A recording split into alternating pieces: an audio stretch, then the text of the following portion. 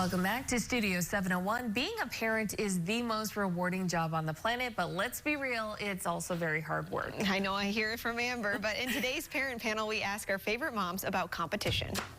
If they're in sports or soccer or anything, how do you deal with that as a parent, teaching them about competition?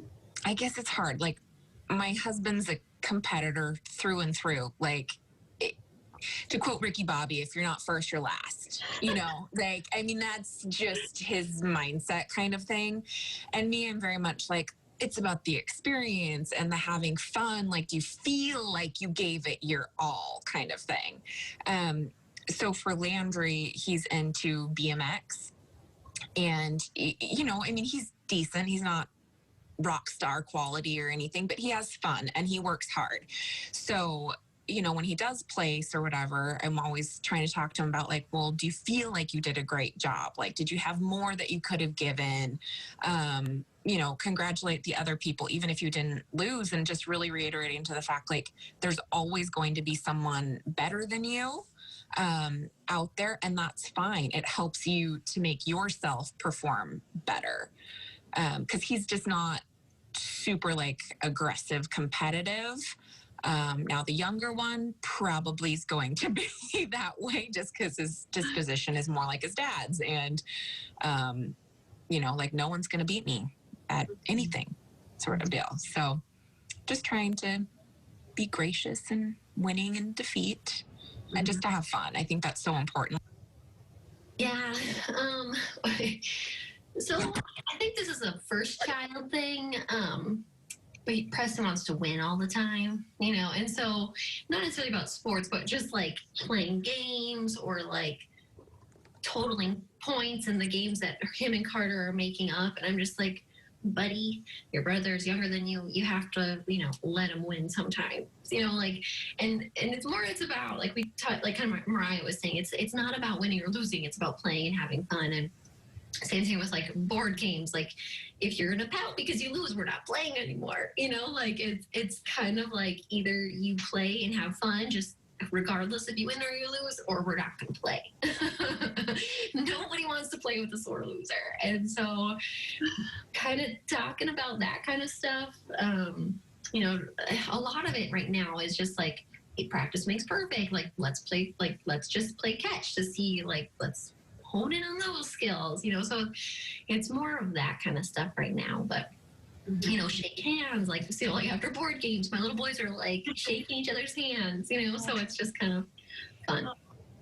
Archer is a lot like his mom, and that means extremely competitive, very type A, very committed to whatever it is that is the task at hand. And so when you play hard, you can sometimes lose hard.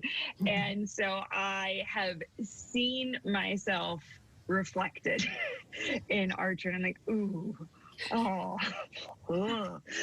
that's rough. But I know just seeing kind of the culture that our kids are growing up in today, where you can, they're out of the womb and you could have them in basketball.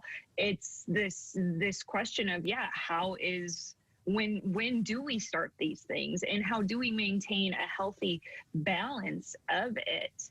And we had just said until Archer was at least 5 years old, we weren't going to do any activities or anything like that. And so we actually signed him up last February. So February 2020, we signed him up for basketball. Well, then COVID, plans changed.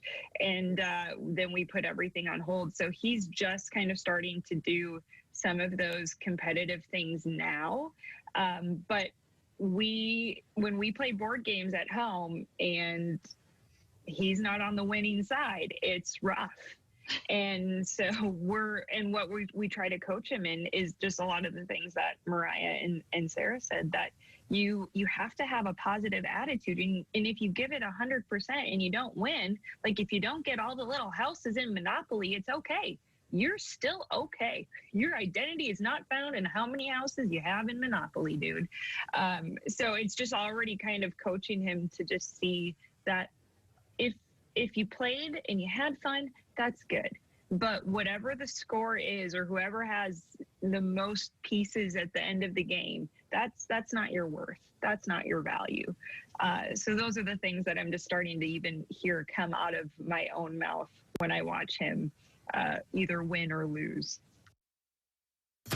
Some great advice right there. This has been Parent Panel. I love hearing their stories and relating to them. I can picture just a little mini April, just super competitive. But I love also how Sarah said her boys shake hands even after they play a board game, That win is or lose. so cool. I'm going to have to start doing that with my husband. Yeah. Maybe that would help a little bit. Shake hands. You know who else does game. that? Curlers. Curlers. Before and after every curling match, I'm like, oh man, I haven't curled in so long. You shake hands. I did not know that. I'm always like that. And then what's really cool is you're supposed to take your glove off and shake skin to skin hand, because that means more. Really? Etiquette, yeah. I did not know this. Maybe not now, but Yep. you know, they didn't have much of a season. But anyway, I think that's a great idea for It kids is. to make sure, no matter who won or lost, you shake hands before and after the game. Yep, it's just a game. It's just a game. That's all it is. But well, stay tuned. We have our smile of the day coming up. And we'll find out if we got the right